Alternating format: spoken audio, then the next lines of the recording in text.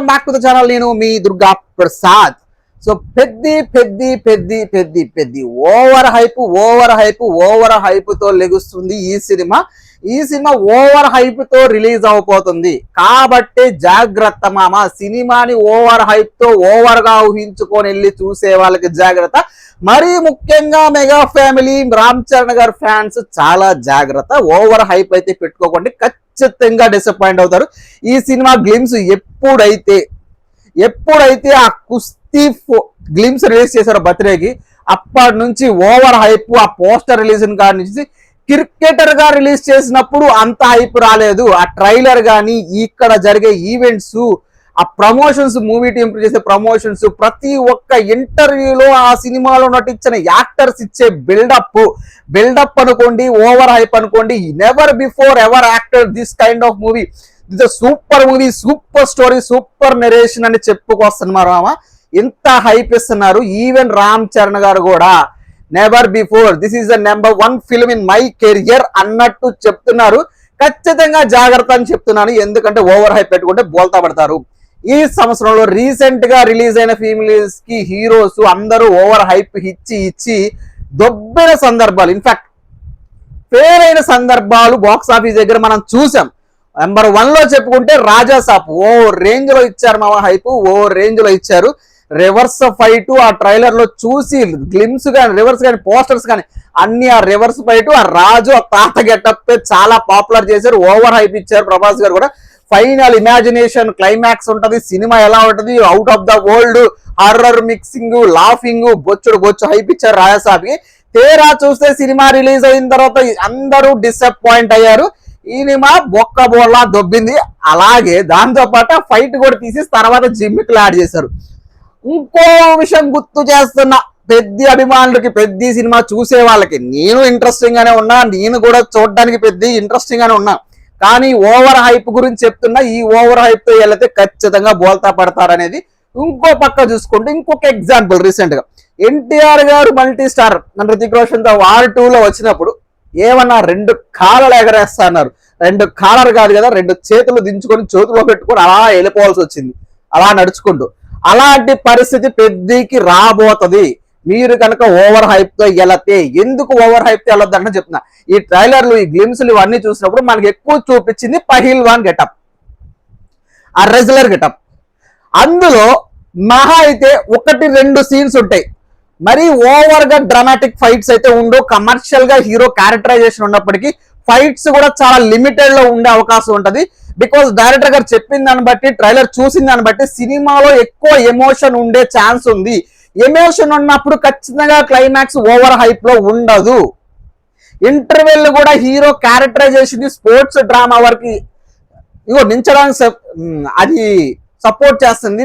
Even మనకి బుచ్చిబాబు ఇంటర్వ్యూలో చెప్పింది కూడా లాస్ట్ 45 మినిట్స్ 50 మినిట్స్ సినిమాకి ప్లస్ ఆ ఎమోషన్ ని బాగా పండించారు అన్నప్పుడే మీరు అర్థం చేసుకోవాలి. ఓవర్ డ్రామాటిక్ యాక్షన్ సీక్వెన్సెస్ అయితే ఖచ్చితంగా ఉండవు. ఉంటే ఒకటి పెడతారు, కమర్షియల్ హీరో కాబట్టి. ఖచ్చితంగా క్లైమాక్స్ చాలా ఫ్లాట్ గా వెళ్ళబోతుంది ఈ సినిమాకి.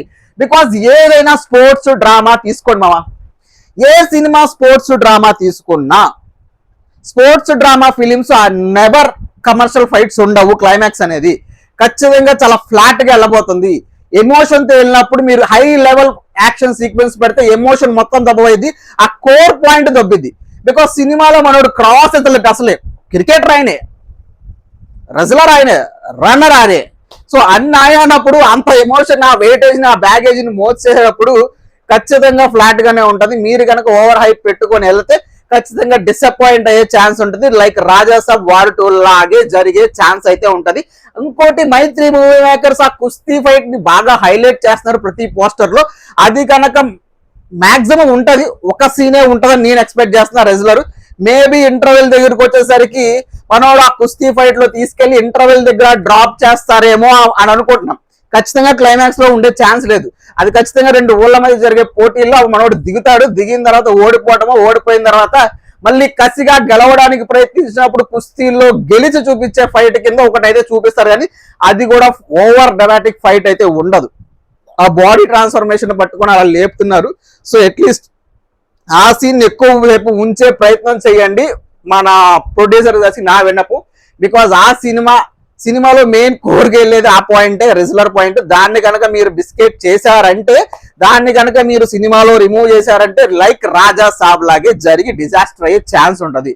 మోస్ట్ ఓవర్ హైప్డ్ ఫిల్మ్ అయిపోతుంది. మీరు ఏ ఫిల్మ్ అయినా చూసుకోవడం, మోస్ట్ ఓవర్ హైప్డ్ ఫిలిమ్స్ ఎక్కువ శాతం డిజాస్టర్ అయిన ఛాన్సెస్ ఉన్నాయి. మీకు రీసెంట్ ఎగ్జాంపుల్స్ ఇచ్చా, మన రాజా సాబ్ కానీ వారు కానీ. సో అఫ్ కోర్స్ వాళ్ళ ఫ్యాన్స్ ఫీల్ అవ్వచ్చు, కింద కామెంట్లో నన్ను వేసుకోవచ్చు. ఇప్పుడు మెగా ఫ్యాన్స్ కూడా కింద కామెంట్లో వేసుకోవచ్చు మామ. కానీ నేను చెప్పేది నిజం.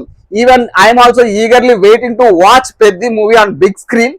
బట్ ఉంది ఆ సినిమాలో రొటీన్ స్టోరీ, అది మనకు అర్థమైపోతుంది ట్రైలర్ లో. కానీ ఏదైనా నార్మల్ స్పోర్ట్స్ పర్సన్, ఒక రూరల్ బ్యాక్డ్రాప్ ఉన్న వ్యక్తి ఎలా ఎదిగాడు, స్పోర్ట్స్ లో ఎలా రాణించాడు, తన పేరుని తన ఊరిని ఎలా నిలబెట్టాడు అన్న కన్వెన్షన్ లో జరిగితే మనకు స్టోరీ అర్థమైపోయింది. దీన్ని స్క్రీన్ ప్లే అంత బాగా చేశారని చూడాలి, ఎంత ఎంగేజింగ్ గా ఉందని చూడాలి. మధ్యలో ఈ లవ్ స్టోరీలు అంతా కలిపి రొట్టగా చేశారంటే అటు ఇటు అయితే ఖచ్చితంగా డిసప్పాయింట్ అయ్యే ఛాన్స్ ఉంటుంది. బికాస్ భారీ ఎమోషన్స్ ఉండవు, అంటే భారీ ఎమోషన్స్ కి ప్రయారిటీ ఉంది ఫిలిం, కానీ యాక్షన్స్ కి ప్రయారిటీ లేదు.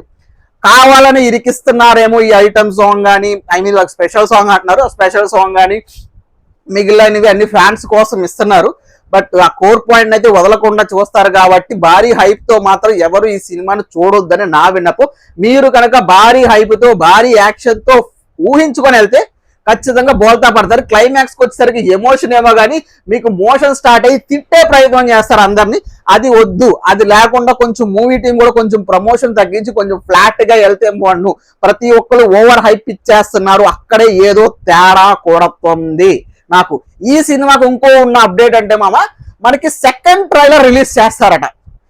సెకండ్ ట్రైలర్ అయితే ఖచ్చితంగా రిలీజ్ చేయరు. మొన్న మనం ఒక వీడియో చేసాం. ఒకవేళ గనక సెకండ్ ట్రైలర్ రిలీజ్ చేస్తే ఖచ్చితంగా రాసి పెట్టుకోండి, సినిమా నేను చెప్పను. సెకండ్ ట్రైలర్ వచ్చిన సినిమాలన్నీ చూసుకోండి మీరు, తేడా తేడా తేడా తేడా తేడా హోగయా. ఖచ్చితంగా రాదు. బికాస్ సెకండ్ ట్రైలర్ వచ్చేసి ఎక్కువ స్పాయిలర్స్ జరిగిపోయా ఉంటాయి, ఎక్కువ సీన్స్ ఇంకా సెకండ్ ట్రైలర్ లో పెట్టడం వల్ల మనకి ఇంకొంచెం లీక్ అయిపోయి అంత ఎక్సైట్మెంట్ ఉండకపోవచ్చు సినిమా చూసే టయానికి. మరి ఓవర్ హైప్డ్ అయిపోద్ది. సో ఇదంతా ప్రీ సేల్స్ బిజినెస్ కి బాగానే ఉంటది, కానీ సినిమా రిలీజ్ అయిన తర్వాత 1-2 రోజుల్లో ఎత్తిపోద్ది.